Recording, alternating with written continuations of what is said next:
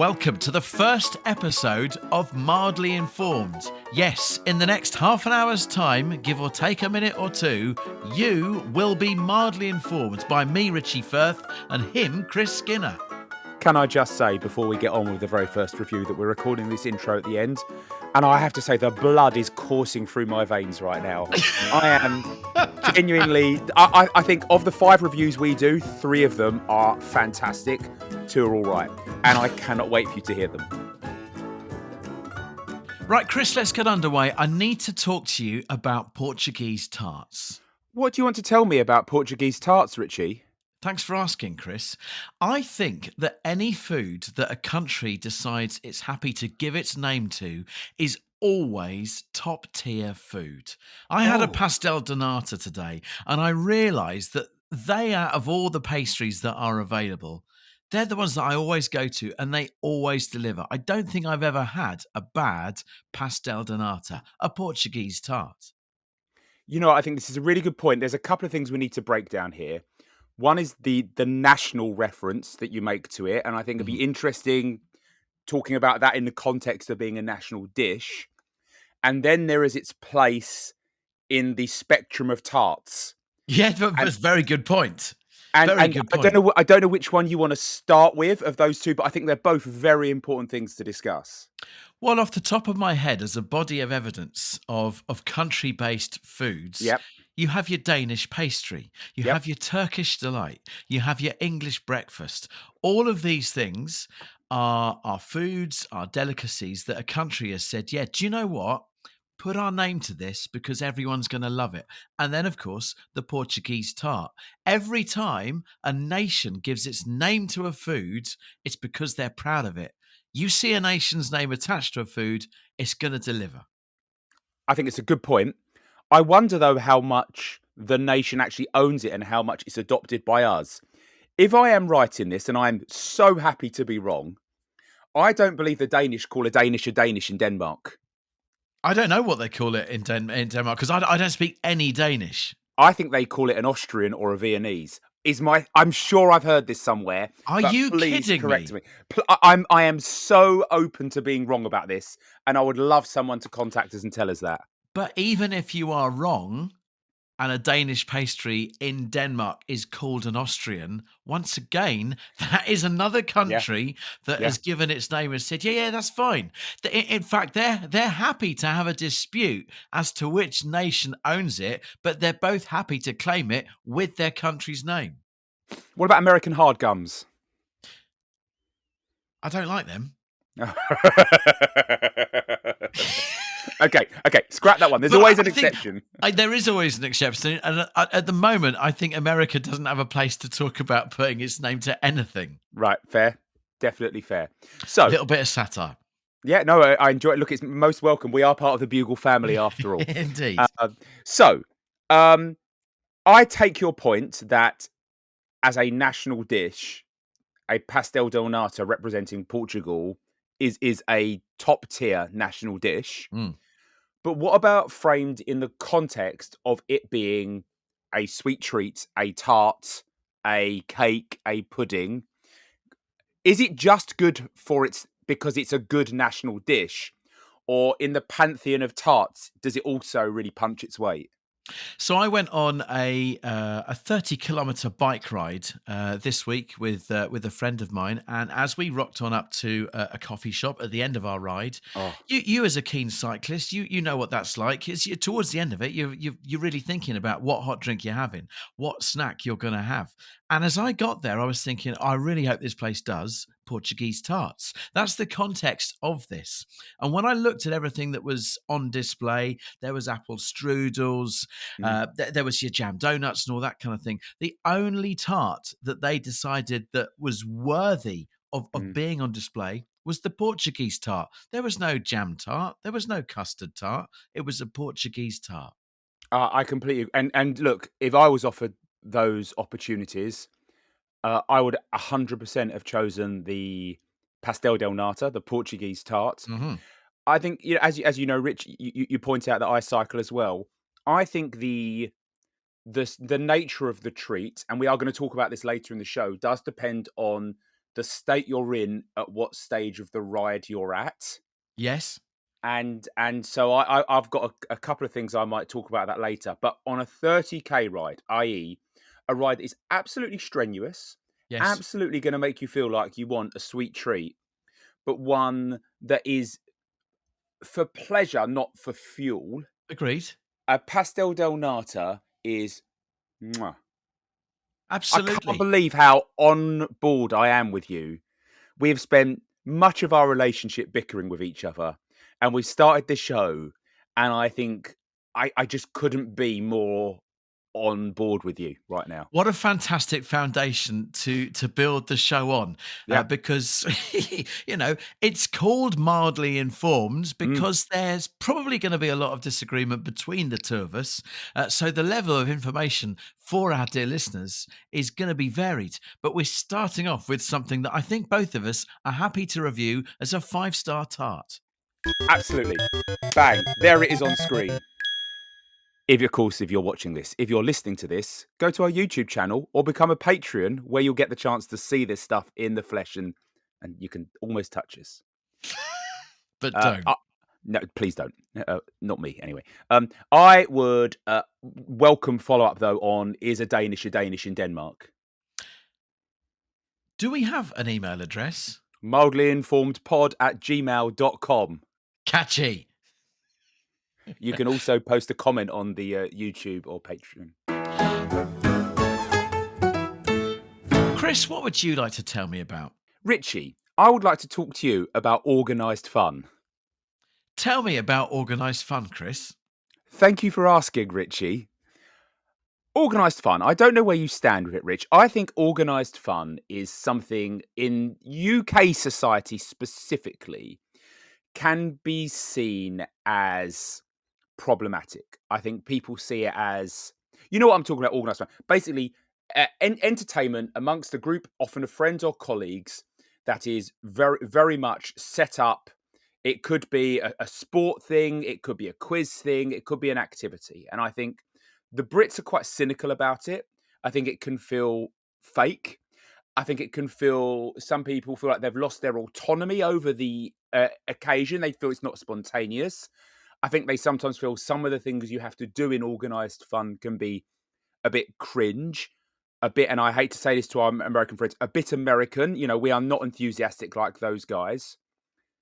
But, and I would like to talk about some recent experience that you and I had. I'm all for it. I actually think going in with a plan is the best way to make fun happen. I think having a codified way to bring people together is good.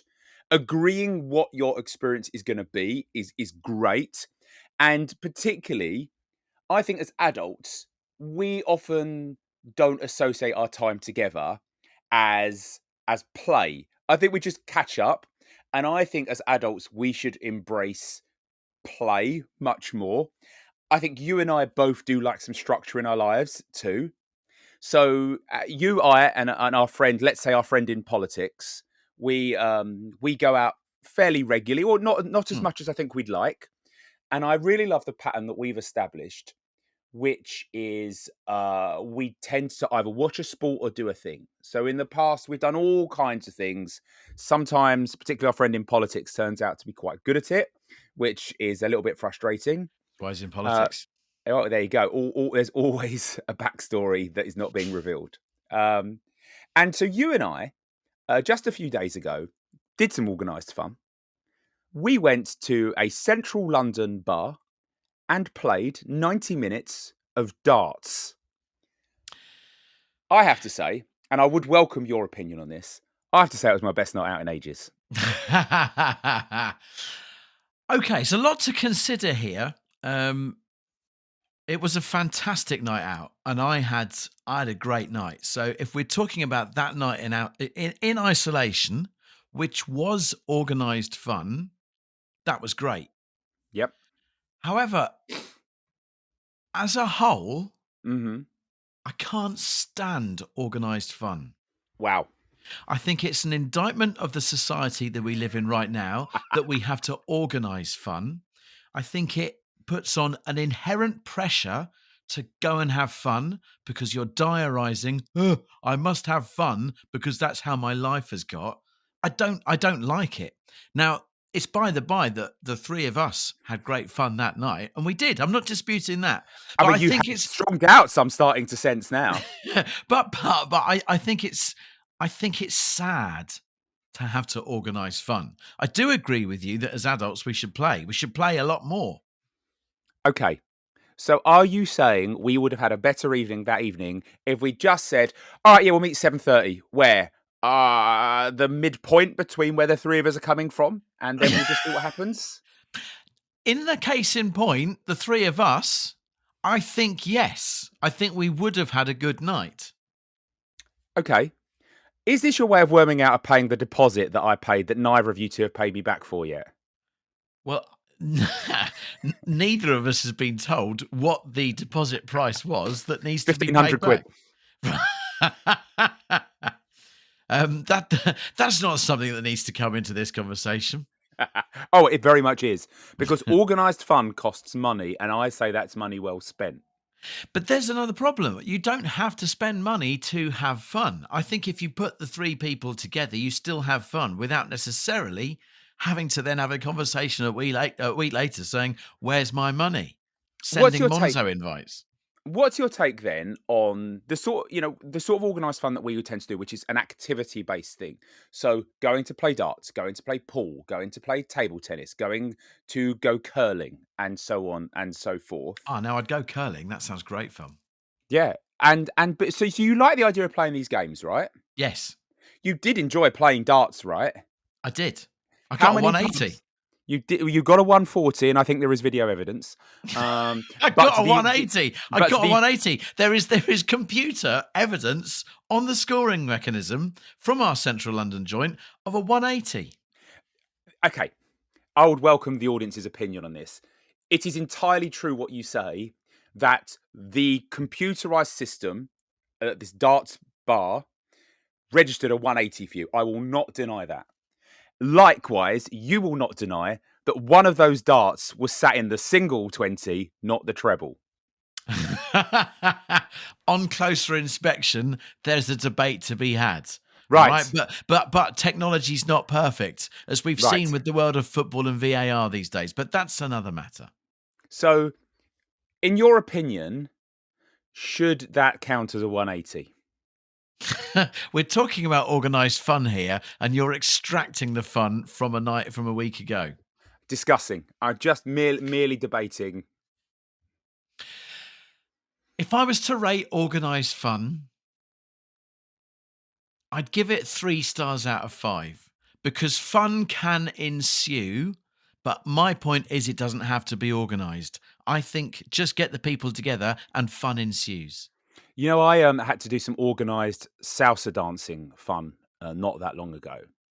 I'm not an instinctive dancer, and I was dreading it. And I have to say, half an hour in, I was wiggling my hips like a bad boy. And I just think you've got to get over the threshold, mate. I think you've got to step over you've got to go. I appreciate if you're told you're doing organised fun, and then you don't go all in. I appreciate it's at best 3 stars. I do, but I think if you lean into it, mate, I'm going to give it 4. Mhm. I'd like to give a little bonus review for your darts technique. Your front foot in particular. Now, most people when they play darts, if you're not familiar with darts, I'm going to assume you're right-handed. Mhm. Most people put they're at a slight angle, and the front foot, which would be the left foot, I think I'm here. The left foot is sort of facing almost directly towards where you want the dart to go. Mhm. Not you. Richie contorts his front leg at a right angle so as the outside of his foot is facing the board. It looks so mad. It looks so impossible. Yeah, I threw a 180. Yet you threw a 140, and I have to credit you for that. The point is, I'm not one of life's sheep, okay? And yeah, I'm right-handed, so I would throw with my right hand. But the point being is, if you are right-handed, if the right side of your body is the strongest part of your body, would you not therefore want your right eye closest to the oche? Would you not want your right-hand side of your body leaning towards the oche, your right foot being the one that is closest? Okay, just because convention says that the darts player will throw it the other way, that doesn't mean I have to do it that way. Look, your unfathomable technique was undeniably good. Like, I feel I have to point it out because it was so unorthodox. I genuinely thought when you first went up to the oche that you were taking the piss. I thought he's not going to keep doing this, is he? But it was effective. It was effective. The So whole point of us gathering together and this podcast, Mildly Informed, is to inform you. And I feel we have informed you here about the options of organised fun, but also a new darting technique if darts is something that you choose to enjoy. Whether you feel informed or not is up to you, but you are mildly informed.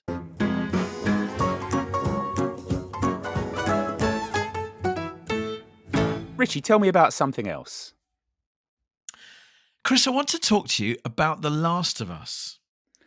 Richie, what do you want to tell me about The Last of Us? The Last of Us is a computer game that I have never, ever played. People love it. It's a legendary computer game. It's an epic computer game. It's almost about a dystopian period of time where a virus has overtaken the world and you've got kind of zombie-like creatures that are consuming sort of like end-of-day times. And you've got a few human beings that are left trying to keep on going. You can see how it is sort of like a role-playing computer game. I've never played it. If I'm going to play a computer game, I'd much rather play something like Mario or Football Manager. Train However, Simulator. or Train Simulator, but that's more a simulator, not a game. That's true. I don't like people calling simulation things games. Okay. I don't want to get distracted. Can we put a pin in that and Yeah. come back to it at another point? Fine, Carry that's on. fine. The Last of Us, though, is a computer game that I would never play in a million years, some kind of grotesque shoot 'em up. However, it has been turned into a TV series by HBO. They don't make shabby stuff, but it is absolutely fantastic. And this is something that hopefully every now and then, probably by accident, will happen on Mildly Informed. You'll hear about something that you didn't know about, and actually, Chris and I will have helped you. Please, please, please try The Last of Us because I watched it. It is so far away from what I would normally watch. And honestly, I would put it on a par, the same tier as Game of Thrones, which is also an HBO production. So I have seen all of season 1 of The Last Mhm. of Us. I've never played the game. Same here. I've just started season 2.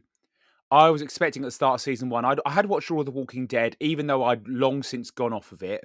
And I thought, oh, maybe it'll be a bit like that and maybe a bit of an improvement. And I was amazed at how good it was. There is one episode in season 1.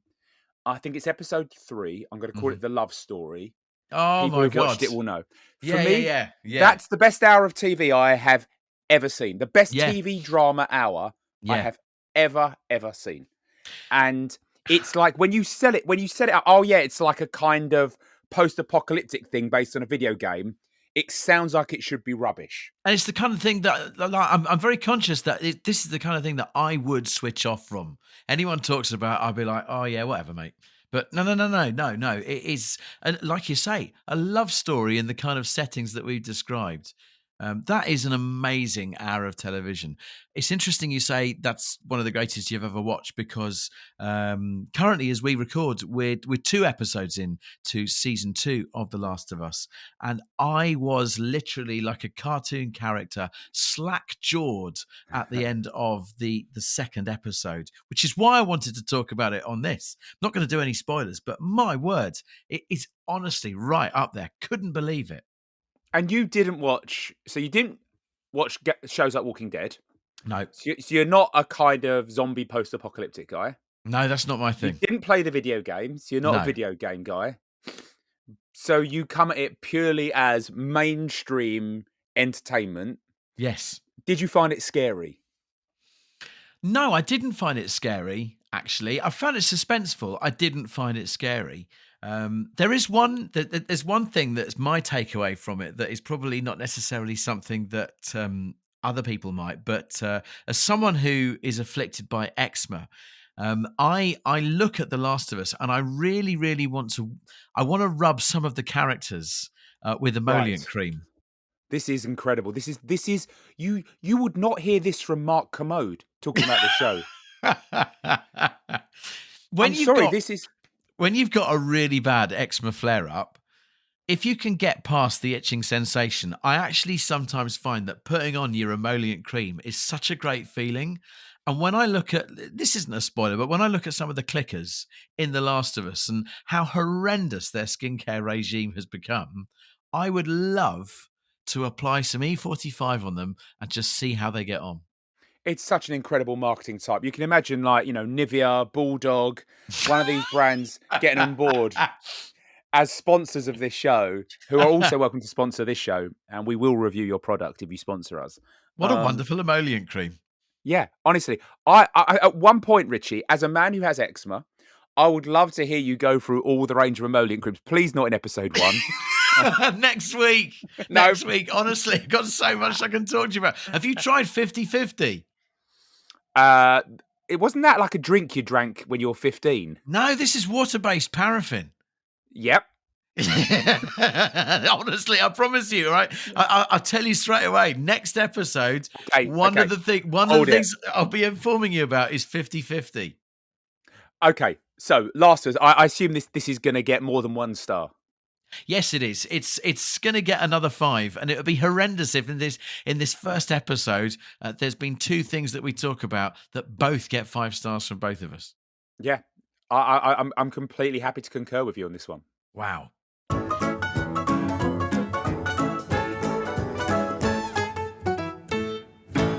Chris, what's been on your mind this week? What else? Well, Richie, I tell you what's been on my mind, and that has been some of the things I experienced on my own bike ride. What did you experience on your bike ride that's been on your mind, Chris? Thank you for asking, Rich. 2 things on my mind. Can I start with a little side note that isn't the main event, but I think you will enjoy it as a man who likes the kind of stuff that you're into. Mhm. Um, have you ever experienced a lift bridge before? No. Okay. I urge Hang on, you. hang on. Is a lift bridge what they have up in Middlesbrough? I have not been to Middlesbrough, so I'm going to say maybe. Okay. We really are mildly informed. Um, so a lift bridge is essentially a bridge that has a mechanical. That's not what they have in Middlesbrough. Okay. Anyway, lift bridges are rare. You occasionally get them in the Cheshire countryside in a village called Wrenbury. There is a lift bridge that exists solely for canal boats to travel and for cars to pass over the canal.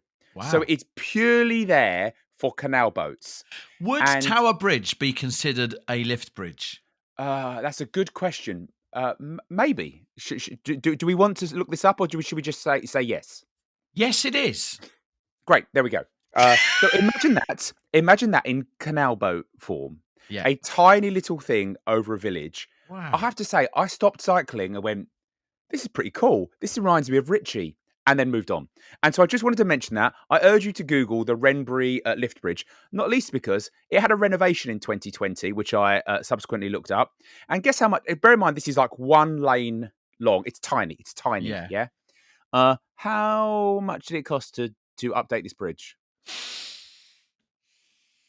So who would pay for it? It would be paid for by the Waterways and Canal Trust, I would imagine. Who I believe are a charitable foundation, but boat people. It crosses a road, though, a road crosses it. So maybe some of this responsibility falls on the highways agency or a local council. Assume it's not just the charity. £10,000. Higher. £20,000. Oh. £100,000. Higher. £1,000,000. £150,000. Wow. Wow. And it's the tide. I reckon per square foot of bridge, I reckon it's got to be one of the most expensive bridges in the country. So is this what you're informing us about? You're No, informing us about a rather expensive lift bridge. which I give 3 stars. 5 for the experience of riding over it, 1 for its cost. But this was an aside because it was a big ride for me. You know, I'm one of those idiots who does pound the pavements, proper mammal style at the weekend. I know you're getting into this. Yeah. I went quite a long way, and I got to the point where eating a pastel del nata wouldn't be enough. So, for example, I stopped in a shop. I bought an extra sugary drink, a pack of sweets, a flapjack, which I inhaled, and a chocolate bar. And I have one chocolate bar. If they do not sell this chocolate bar, it ruins my bike ride. It is fuel plus flavor, and it's not by some significant margin the most popular chocolate bar in the country. In fact, it's not even in the top 20 most popular chocolate bars in the country. Can I I at least have a guess? You can have a guess. So it's got fuel. Yep. What else has it got? Fun. Fun. Yeah. I can actually read the ingredients to you if you like. Yeah, go on. Caramel, Caramel. chocolate, or chocolate then caramel, peanut. Peanut. Yeah. Actually, then it's just it's got cocoa butter, skimmed milk, and then a bunch of words, Skimmed milk. What's numbers, the and point? What's the letters. point of putting skimmed milk in when you've got caramel and chocolate already? Barley malt extract. Apparently, I didn't know it had that in it, or why it would. Do you know what? I've got an answer here. Because I've eaten a lot of chocolate bars in my time, mhm. I'm going to be really disappointed if I haven't got this right. Now, you said that this wouldn't probably even be in the top 20 It's chocolate not. bars of the country, but I think I know what it is. I'm so excited for you to tell me right now. Is it a topic? Oh, I do like a topic, but it's not a topic, and it's Ah! not a million miles away from a topic. A topic is a bit more Marsy. Oh my God, I think I've got it. Gone. There's one other. Is it a picnic? No, picnic is in the same family. Imagine if a topic made out with a boost and they had a chocolate bar baby. Topic and a boost. I hope someone listening now is screaming because they know what it is. Go on. A star bar. Ah! Now, I know we call ourselves mildly informed, but when boosts first came out, Mm-hmm. they then brought out the peanut boost, and the marketing never worked, and they went to call it the Star Bar. So it's not just that a boost has had sex with a Snickers; they are actually their family. I can actually build on that. I understand it existed as a star bar first, did not sell, got brought into the Boost family, didn't work. They had another go at it as a star bar going solo. And the fact that it's not in the top 20, I always find them at the bottom shelf of the chocolate rack. I live a life in permanent panic that it's going to get discontinued, which is why every time I go, as I did yesterday, I buy 2 at a time. I love that logic. I love that logic. I literally, my niece and nephew, I was banging on about Star Bars to them. Yeah, I just bought them loads. I was Yeah. like, "Go on, here," and because I'm literally evangelizing. I'm trying to convince people to eat Star Bars so as they don't get discontinued. Please, who is it? Is it Cadbury's? Please, Cadbury, if you discontinue the Star Bar, I will take this so personally. I won't ever eat Cadbury ever again. Anything that you do. Do you not? Are you not concerned? They're already on the bottom shelf, but they live in a crowded market with the likes of Topic and Hmm. Picnic, Hmm. and really, you'd have to probably bring in the granddaddy of Snickers slash Yep. marathon. I shit my pants every day about this, Rich. It's like I have major Star Bar chocolate anxiety about them discontinuing this wonderful treat. I cannot tell you, like, when I find a rural newsagent and I walk in, they dust the Star Bars off the bottom shelf and they sell them to me and I eat them. I eat with such joy and such hunger. And then there's always a little bit of a thought as I head off on my bicycle again. What if that's the last one I ever have? Well, I do hope our good friends, our listeners, our subscribers will indulge in the Star Bar. So hopefully, at some point in the next fortnight, in an office in Bourneville, they're poring over Mm, a graph, going, "What is this uptick in Star yeah. Bars? We'll have to double production." So when it comes to reviewing it, Rich, I would love your guidance on this. So I sort of give it 5 stars for its quality as a chocolate bar. But the anxiety that I get alongside it for the fear that it will be no more, should that deduct a star from it? Should this be a 4-star review? Or should I just be unashamedly going all in on the fives? I think you should give it a 5-star review because every review on Mildly Yeah. Informed has to be from the heart. Yeah. I think me, as your co reviewer, it would be my duty to mark it down because of the fact that you're having to prop up the market by buying two every time you need one. Mm.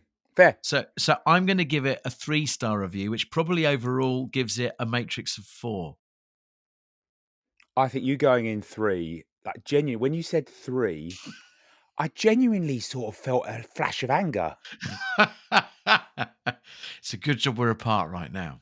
Oh, mate, I'd be coming for you right now with my 2 Star bars. I'd be saying, eat it, and then go and buy your own. Um, Richie, at the end of this show, we have one more review to go. There is a Patreon exclusive show where we'll be doing one more just for Patreons. So we urge people to go to Patreon, go to Mildly Informed, and become a paid subscriber because otherwise we're just kind of giving this shit away, really. Like Star Bars. I mean, I almost said then, and to be clear, I have not said this. Free Star Bar to everyone who subscribes. I tell you what, we've got a premium tier. We've got a premium tier. Yeah, Yeah. if you sign up for our top tier on Patreon, I will personally post you not one but 2 Star Bars. Amazing. Amazing. You heard it here first. Well, sign up to Patreon if you want your 2-star bars from Chris, not myself, and also for content that, shall we say this week is multi divertenti. Oh, what a tease! What a tease! Rich, what's the final thing you'd like to tell me about from your week? Chris, the Premier League has been very much on my mind. Oh, Rich, I would love you to tell me about the Premier League. It's boring. Oh, I'm so fed up with it. I'm so fed up with the Premier League. Do you know what's boring me about it? being really supporting a team who are really good and probably going to come second. It's not about my team. Okay, It's about it as a whole. And I'm looking at the 3 teams that are going down this season: Ipswich, Southampton, and whoever the other lot are. It's so boring I can't even remember who they are. Who's the other ones going down? Ipswich, Leicester. Southampton, and Leicester. Boring.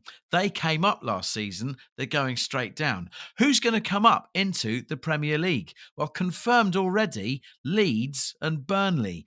Boring because they got relegated the season before. Who could be one of the teams coming up, though, in the playoffs? Well, Sheffield United are in 3rd place and probably the most formed team. Guess where they were the season before? The Premier League. Boring. So the teams coming up are the teams that went down last season. The teams going down are the ones that came up. It is so boring. All right, Liverpool winning. Boring. They've not even been very good this season. I think there's got to be a conversation about the Premier League, and I think it is the emperor's new clothes. Something's got to be done about it, but no one's brave enough to talk. Can I ask for a bit of clarity on this? And it might be the answer is both. Is your problem with the inherent structure of it that means the good teams continue to do well and the bad teams don't? Or is it actually about the entertainment in the individual 90 minutes of each match? It's not the entertainment of a 90-minute game because the games are fun to watch, but the end result is as you say, the structure is just giving us the same thing season in, season out. I've got solutions, I've got options. I want to hear them. I don't know whether they're going to help. First thing is, do we form a new division? Do we do we do we form Premier League 1.5? So So you have maybe, for example, 15 teams in the Premier League. Then you have another team of just what I would call yo-yo shite that comes up and comes down Wow. every season. Yo-yo shite. Hi, Yeah. I support Burnley. I really love playing in the Yo-Yo Shite League. Okay, now as we've learned already in this episode from our very good people at Boost/Starburst, there could be a branding issue with the Yo-Yo Shite League, but that's the concept of it. Okay, Or what you do is you draw a line in the sand and decide that you're going to lock the Premier League in 10 years' time. So people have got 10 years to get their shit together, and then it's just locked down. okay. I hate both of your ideas. Fair Um, enough. But I, have I spotted an issue at the crux of it all? I 100% agree with you on that. I think the predictability of the league is a problem.